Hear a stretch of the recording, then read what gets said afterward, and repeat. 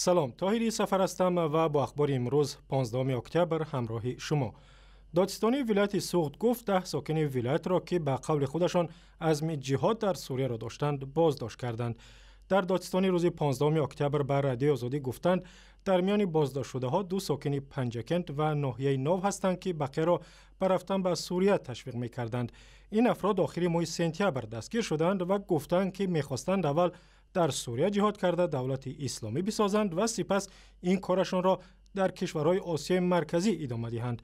روز پیشتر از این رمضان رحیمزاده وزیر امور داخلی تاجیکستان گفت که در جنگ‌های سوریه 50 تاجیک کشته شدند. دادگاه ناحیه سینا در دوشنبه اعلان حکم 2 مقام شرکت مالی 7 برج را که به قلابی متهم می‌شوند تا روز 16 اکتبر به تأخیر انداخت.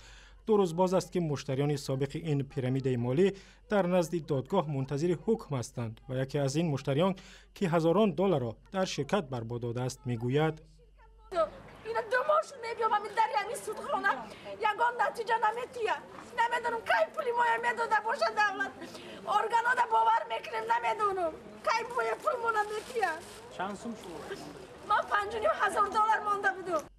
روز 14 اکتبر دادستان‌ها از دادگاه خواستند علی معروفوف و عارف رسولوف 2 مقام شرکت 7 برج را به 11 سالی به زندان محکوم کنند، اما این 2 نفر گفتند که گناهکار نیستند.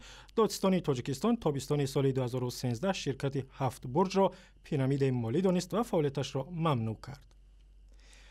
در شهر وینا پایتخت استریا جان کری وزیر امور خارجه آمریکا و محمد جواد ظریف همتای ایرانی او همراه با کاترین اشتون مسئول امور خارجه اتحادیه اروپا سازش درباره برنامه‌های بحث برانگیز اتمی ایران را بررسی می‌کنند.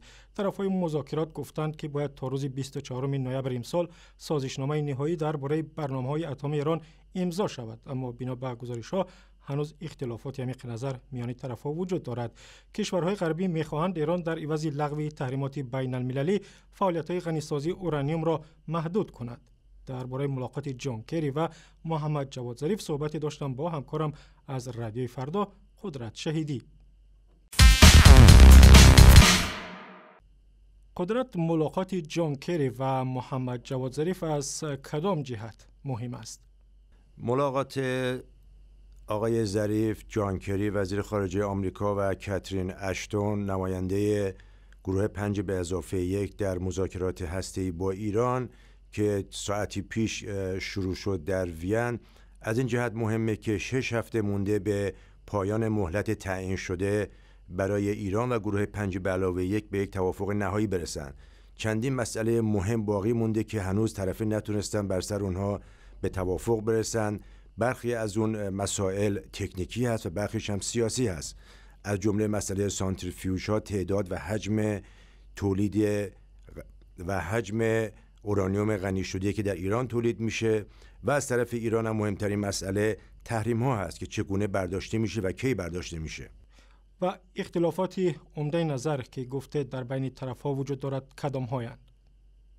یکی از مهمترین اختلافاتی که در چند ماه اخیر مطرح شده بین گروه 5+1 و ایران تعداد سانتریفیوژ ها، حجم و میزان اورانیوم غنی شده در ایران هست که کشورهای غربی خواهان این هستند که ایران تعداد دستگاه‌های سانتریفیوژ خودش رو کاهش بده، ولی ایران مقاومت میکنه در مقابل این درخواست کشورهای به ویژه غربی. مسئله دیگه هستش که ایران خواهان برداشتن تمام تحریم ها از جانب آمریکا، اتحادیه اروپا و سازمان ملل هستش و بحث اساسی این هست که این تحریم ها چگونه برداشته بشه، چه نوع تحریم هایی برداشته بشه و مدت زمانش هست. یکی دیگه از مسائل مهم که هنوز طرفین اختلاف دارن بر سرش، اختلافات اساسی دارن، مدت زمان توافق نهایی هسته‌ای هست که غربی ها طرفدار این موضوع هستن که این مدت زمان 15 تا 20 سال باشه، ولی ایران مدت زمان کمتری رو پیشنهاد کرده. امیدواری های هست که ملاقات جان کری و محمد جواد ظریف نتیجه بدهد؟ طرفین به ویژه آقای جان کری وزیر خارجه آمریکا و محمد جواد ظریف وزیر خارجه ایران پیش از آغاز این دور از مذاکرات در ژنو اظهارات ضد و نقیضی کردند. یه عده در ایران گفتم، آقای ظریف خودش هم گفته که مشکلات و اختلافات زیادی هست و احتمال داره که در مدت 6 هفته‌ای که باقی مانده به مهلت نتونیم اینها رو به پایان برسونیم.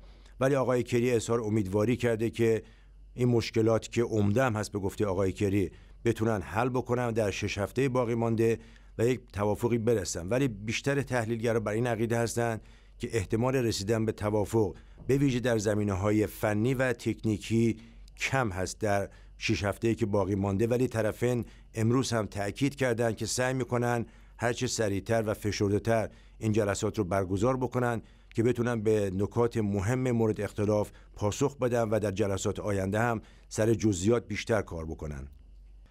تشکر. همکارم قدرت شهیدی از رادیوی فردا صحبت می‌کرد.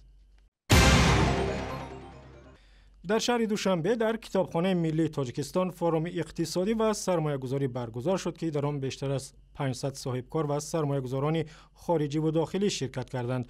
سرمایه‌گذاری در بخش انرژتیکا، نظام مالیوی و امکانات‌های تاجیکستان برای رشد تجارت در عرصه کشاورزی از جمله مسائلی بود که صاحبکاران درباره این مسائل صحبت داشتند.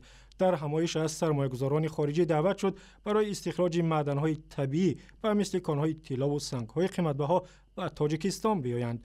سازمان‌های بین‌المللی مالی بارها به تاجیکستان مشورت دادند که فساد و رشوه‌خواری را ریشه‌کن کند و شرایط را برای سرمایه‌گذاری خصوصی بهتر نماید.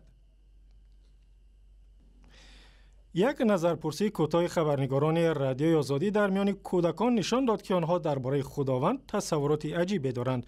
بعضی آنها میگویند خدا مردی مهربان و دوستی خوب است. به پندار کودکان خداوند شبیه انسان است و در بهشت سکونت دارد. دوربین به هیچ چیزا نمیشه. چرا؟ باید در هوای دور باید. خدا در بالا. چیکار میکنه در بالا؟